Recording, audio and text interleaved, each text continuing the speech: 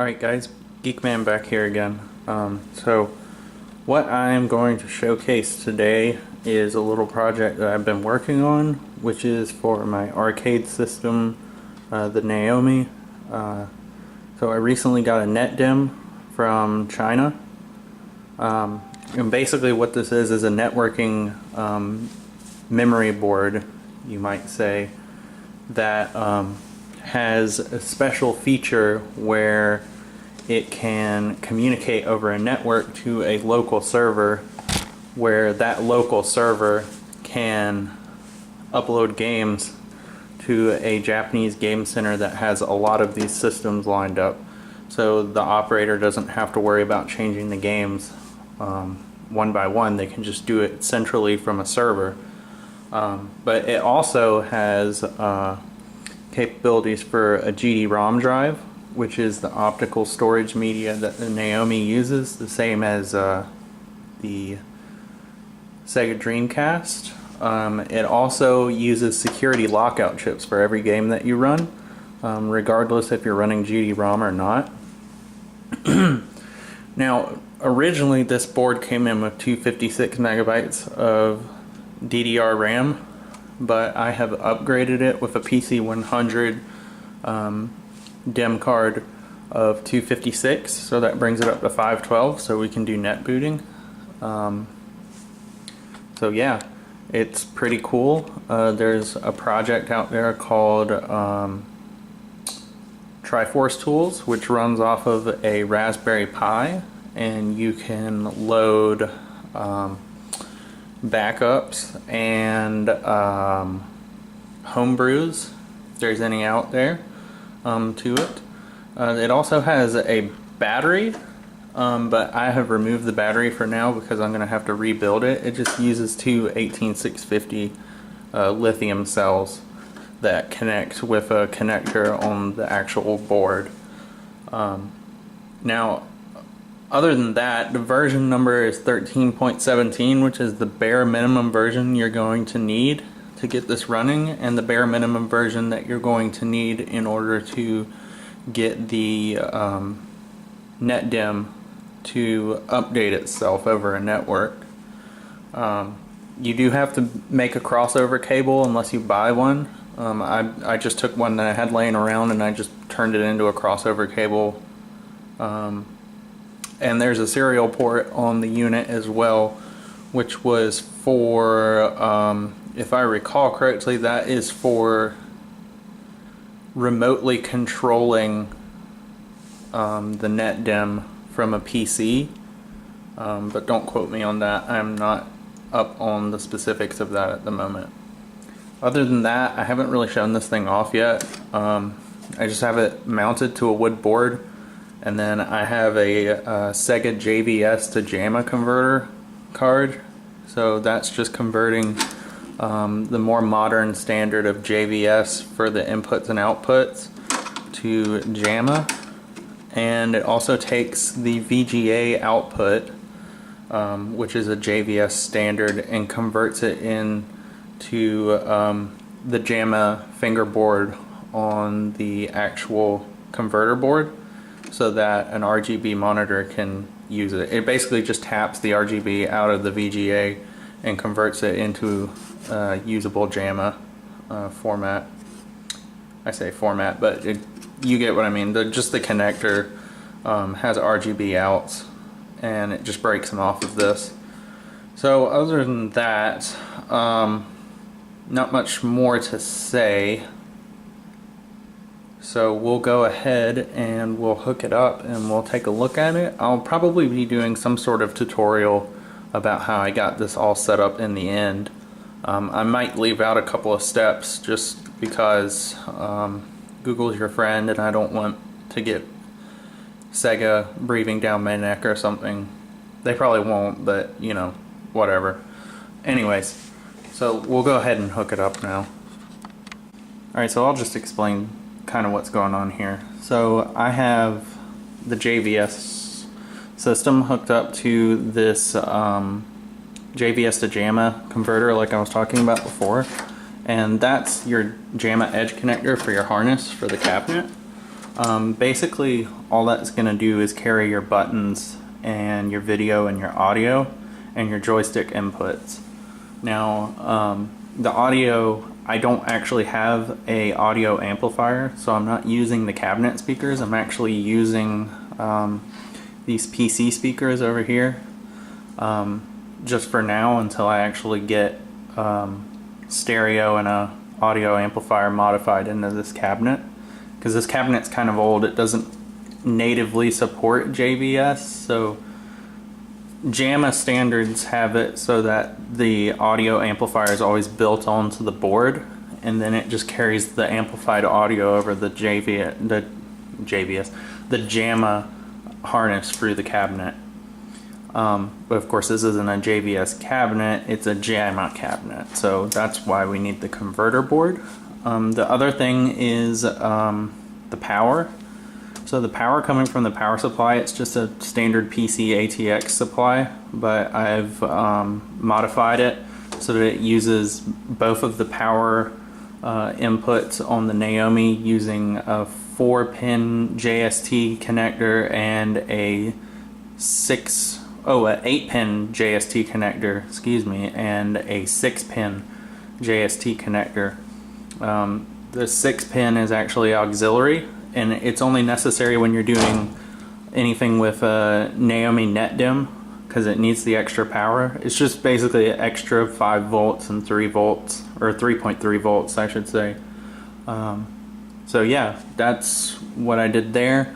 The rest of the cabinet does its own thing. I got a power supply in here that runs through the JAMA harness, and that just basically powers the I/O board.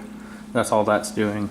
So yeah, it also carries coin up and stuff. But anyways, we'll go ahead and turn it on and take a look at what I got set up here. Alright, so we're here, we've got the unit turned on. Right now it says it's checking for a network. Basically what that's saying is that it's just waiting to receive data or commands from the server, which would be my Raspberry Pi. And now my Raspberry Pi is actually tucked up under the control panel. And if you look, let me get this in focus here. I have a LCD shield hooked up from Adafruit. It's what a lot of people do with these. So I have Triforce tools running on here, and you can basically scroll through various games, right? But then you can also, it has a couple of commands, just 2 really. You can ping the NetDimm, and you can change the target IP address. So our target IP address is actually 1.4. So when it sends data, it's going to try and send it to 192.168.1.4. And then of course I got the Ethernet coming directly from the NetDimm. And then I have, for now, until I get it rigged up in the cabinet somehow, I have micro USB carrying power for the Raspberry Pi from the AC outlet on the back of the cabinet.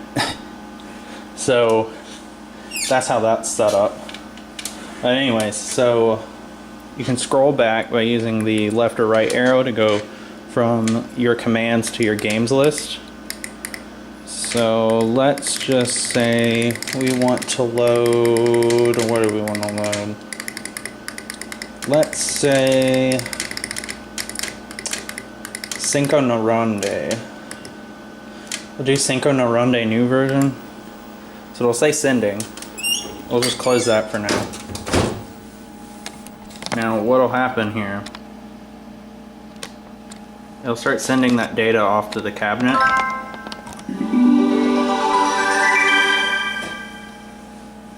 And then it'll start loading the data into the memory DIMM board. And once it's done loading the data, it will then reboot itself, check the data, make sure it's okay. Then it'll reboot itself again, and then it'll actually launch the game from memory. So it's never actually accessing any of the memory or the game from the Raspberry Pi anymore. It literally loads all of the data of the game over to the NetDimm board. And that works very similarly to how the GD-ROM system works. Because the GD-ROM system, to save on wear and tear on the GD-ROM drive, they would have the game spin up and then transfer all of the data of the actual game over to the NetDimm board. And then from there on out, it would only use the data from the NetDimm to actually read the game, and then turn off the GD-ROM drive to actually save the system from wearing itself out. So right now it's rebooting, it's going to check the data. And when it checks the memory, it's pretty quick. So the whole process, I'd say, takes about a minute to a minute and a half to actually get done. Maybe 2 minutes.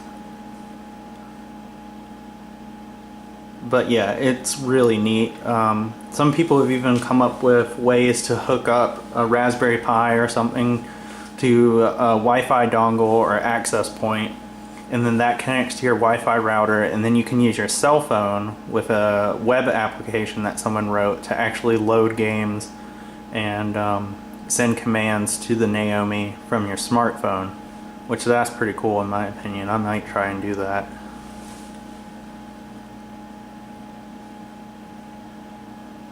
So we're at 99%, so it'll reboot one more time and actually load the game now, and we'll have Cinco de Ronde loaded.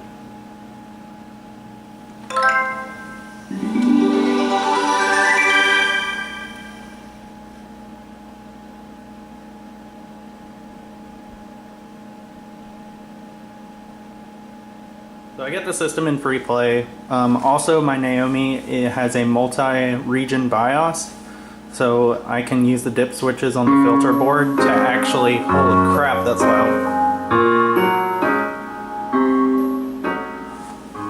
So I can use the dip switches on the filter board to change the region, which is pretty spiffy. I like it. So right now we're latest BIOS version from Japan, and it's running Cinco de Ronde. And I guess we can play it a little bit, eh? Let's see.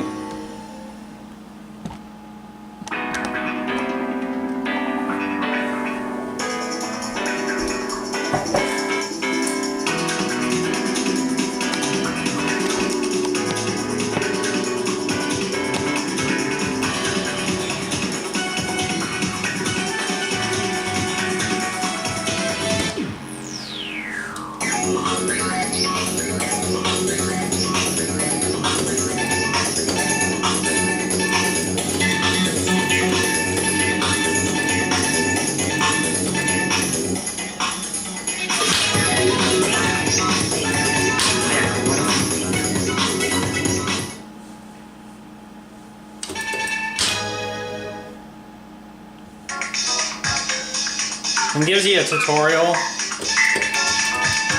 I'm gonna skip it.